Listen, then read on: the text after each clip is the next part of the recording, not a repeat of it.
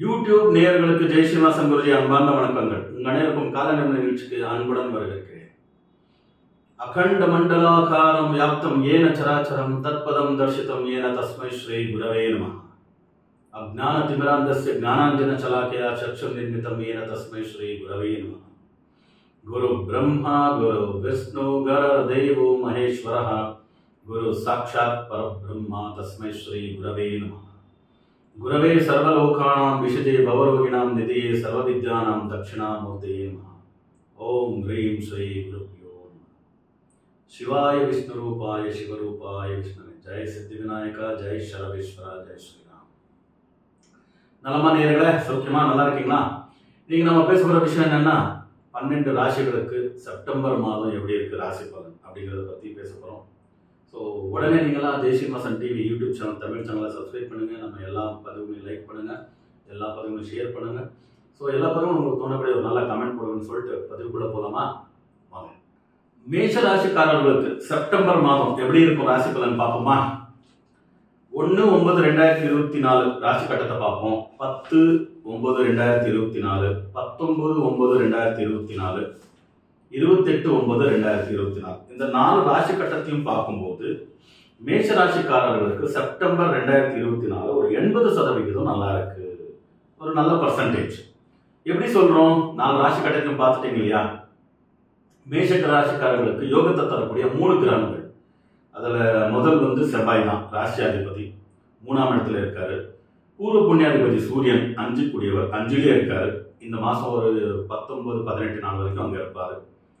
அதுக்கு அடுத்தது பாக்யாதிபதி தான் ரொம்ப ஒரு அருமையான பொசிஷன்ல இருக்காரு. ஸோ பாக்யாதிபதி 2ஆம் இடத்துல வாக்ஸ்தானத்துல தனஸ்தானத்துல இருக்காரு. ஸோ இதை வச்சே சொல்லிடலாம் 80% மேஷராசிக்காரர்கள் இந்த மாசம் ரொம்ப நல்லா இருப்பாங்க. எந்தெந்த வகையிலன்னு பார்ப்போம். மைனஸ் பாயிண்ட் ஒரு 20% என்னன்னு பார்ப்போம். ஒரு சூரியன் ஒரு 10 நாள் கழிச்சு, ஒரு 15 நாள் 18 நாள் கழிச்சு கேதுவோட சம்பந்தப்பட்டுருவார். அது ஒண்ணுதான் மைனஸ் பாயிண்ட்.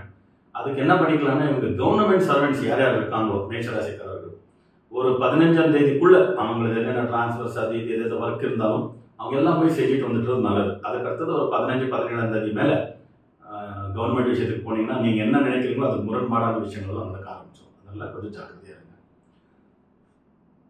ஃபினான்ஸ் விஷயத்திலையும் அவ்வளவுதான். சுக்கிரன் என்னன்னா, சுக்கிரன் புதன் ஒன்றும் மேஷராசிக்காரர்களுக்கு ஓகோன்னு நல்லது செய்யற கிரகங்கள் கிடையாது. அவர் 5ஆம் இடத்துக்கு வருவார் புதன்.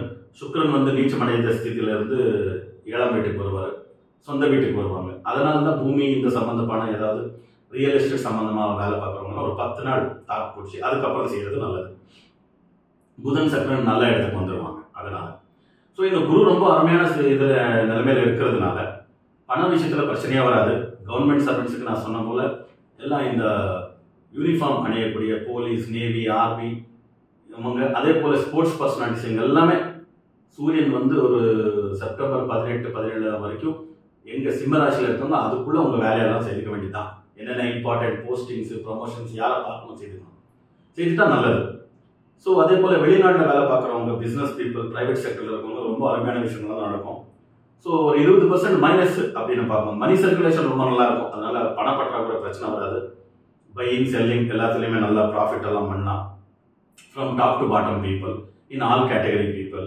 ஸோ இதில் பிரச்சனை அப்படின்னு பார்த்தீங்கன்னா health related problems, wife and husband அண்டர்ஸ்டாண்டிங்கில் சின்ன பிரச்சனைகள், அப்புறமா அக்கா தங்கை மாறுகளில் பிரச்சனை, ஃபாதர் மதர், இந்த மாதிரி ஜாயிண்ட் ஃபேமிலியில் இருக்கிறவங்க, ஜாயிண்ட் பிஸ்னஸில் இருக்கிறவங்க சில பிரச்சனைகள் வரலாம். சண்டைக்கார காலில் விழுறத விட, சாட்சிக்காரன் காலில் விழுறத விட சண்டைக்கார காலில் விழுதலாம், சண்டை போட்டவங்களோட அப்படிங்கிறது இருக்கு. ஏன்னா சண்டை போட்டது நீ நான், எவ்வளோ கொடுக்கணும் எவ்வளோ கொடுக்க முடியும், கொடுத்துட்டு முடிச்சிடலாம் கதையை. அதை விட்டு சாட்சிக்காரனை கூப்பிட்டு இது சொல்லு இப்படி சொல்லுன்னு சொல்லிட்டு இருந்தா இழுத்துட்டு போயிட்டே இருக்கும், ஒரு சுவிங்கம் மாதிரி. அதனால நம்ம சொந்த உறவினர்களுடைய எண்ணத்தை அப்படின்ற மாதிரி நீங்க ஒரு காம்ப்ரமைஸ் ஆனீங்கன்னா நிறைய பிரச்சனை வெளியில வந்துடலாம். ஆனா ஹெல்த் ரிலேட்டட் பிரச்சனை மட்டும் கொஞ்சம் அதிகம் இருக்கலாம். மெடிக்கல் எக்ஸ்பென்ஸ் உங்களுக்கு பாதிப்பு கொடுக்கலாம்.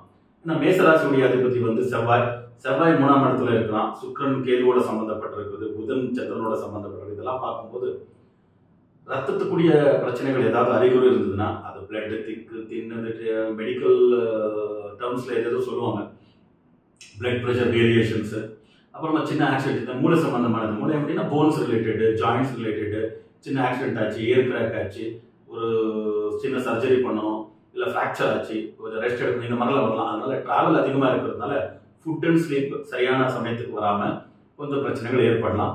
மீது 80% நல்லா இருக்கிறதுனால எந்த பரிகாரமும் செய்து கொள்ள அவசியம் இல்லை.